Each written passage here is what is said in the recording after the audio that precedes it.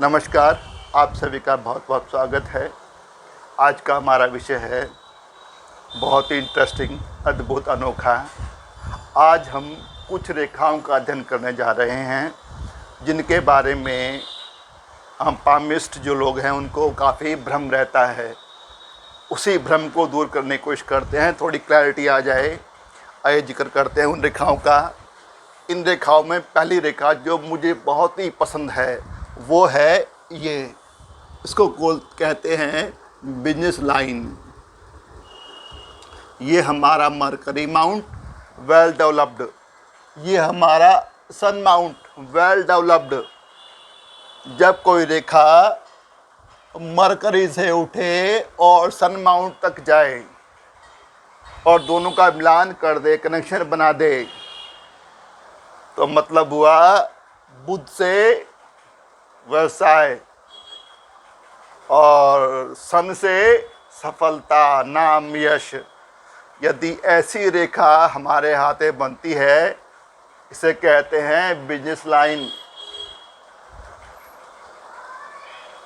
और यदि दोनों पर्वत विकसित हों तो इशारा करती है कि आदमी को जिस भी फील्ड में वो है, चाहे वो डॉक्टर है, इंजीनियर है, चाहे कवि है, लेखक है, कोई पुलिसमैन है, कोई आर्मी मैन है, किसी फील्ड में अगर ये रेखा मिलती है तो सफलता मिलेगी, धन भी कमाएगा और आदमी नाम भी कमाएगा।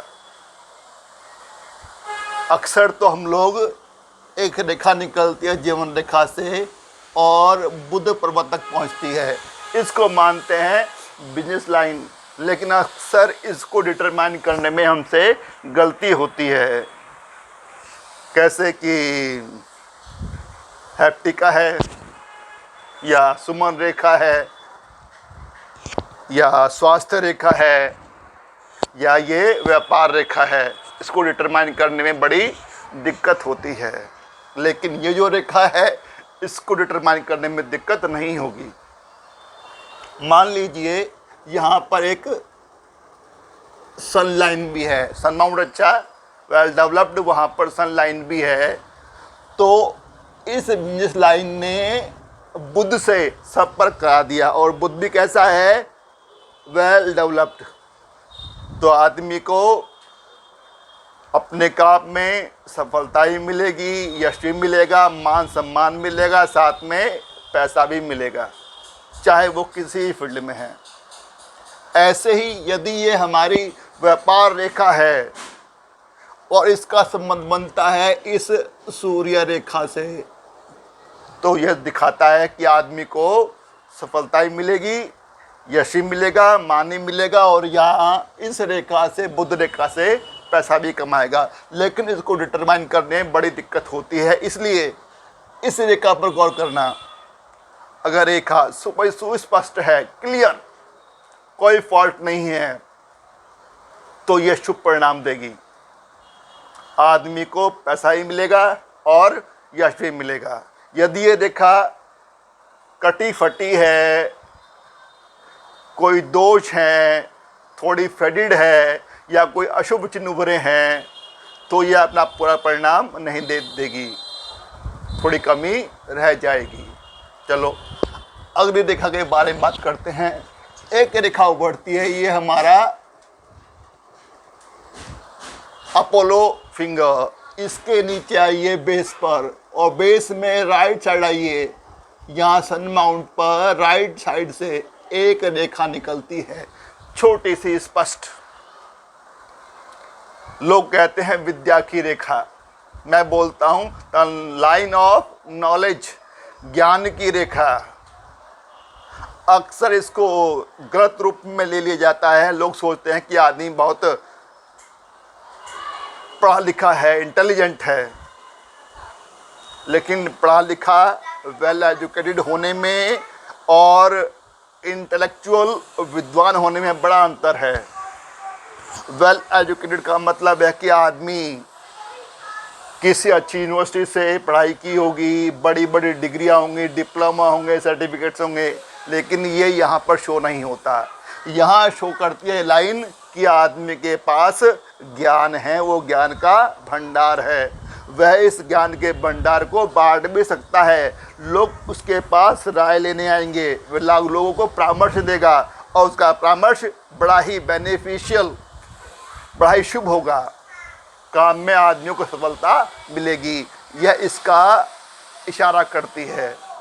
तो ये ज्ञान की रेखा तो है, विद्या की रेखा नहीं है। चलो बात करते हैं अगली रेखा, वो है विद्या।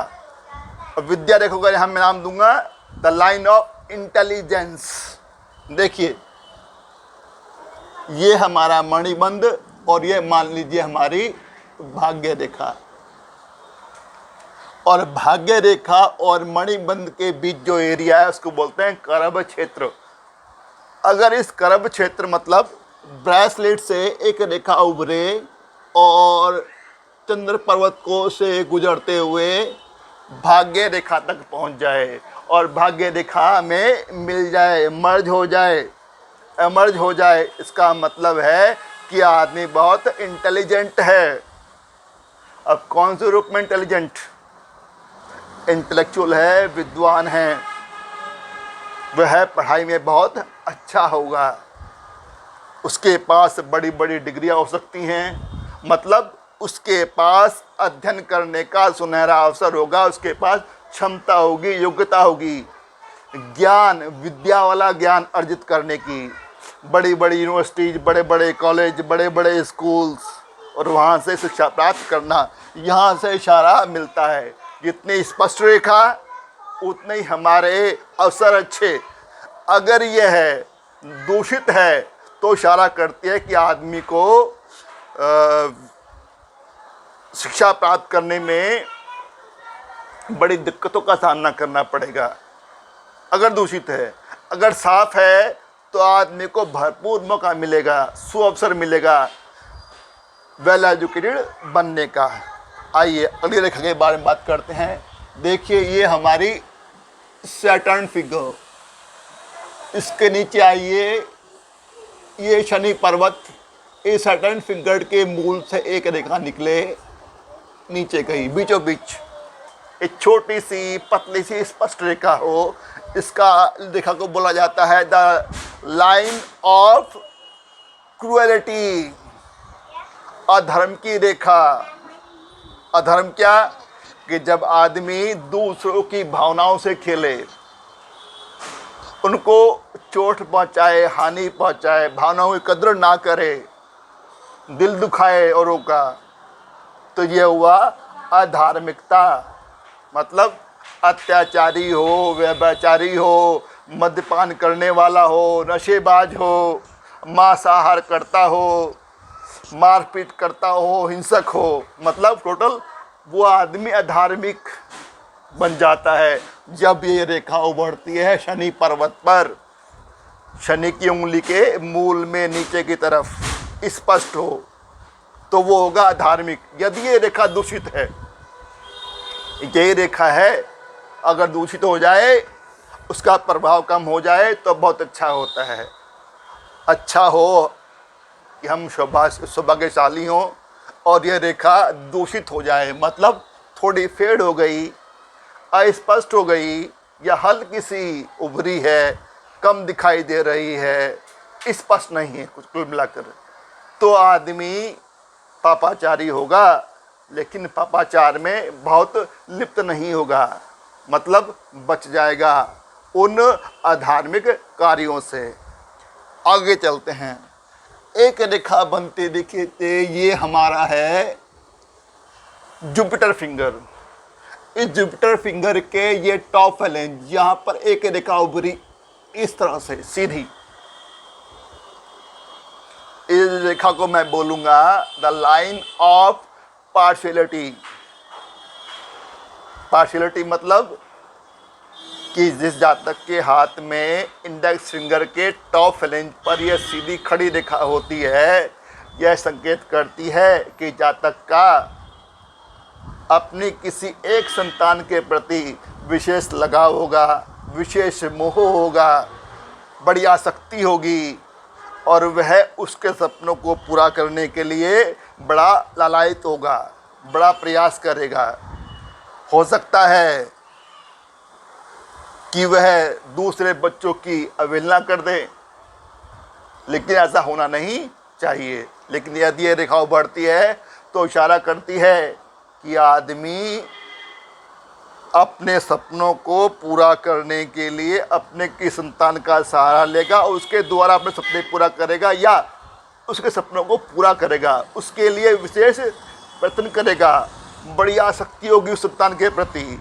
तो ये विशेष लगाव संतान के प्रति कहाँ से होता है? इस रेखा से। टॉप फ्लैंज जो बनती है जुपिटर फिंगर के। तो हमने ये रेखाएं देखी, पहली बिजनेस, दूसरी नॉलेज, तीसरी इंटेलिजेंस, चौथी अधार्मिक और पांचवा पार्शियलिटी। उम्मीद करता हूँ आपको समझ आया होगा और आपने समय निकाला, वीडियो को देखा। आपका बहुत बहुत धन्यवाद। अगली वीडियो में जल्दी ही मिलते हैं, तब तक के लिए गुड बाय, नमस्कार, नमस्ते, थैंक यू, शुक्रिया।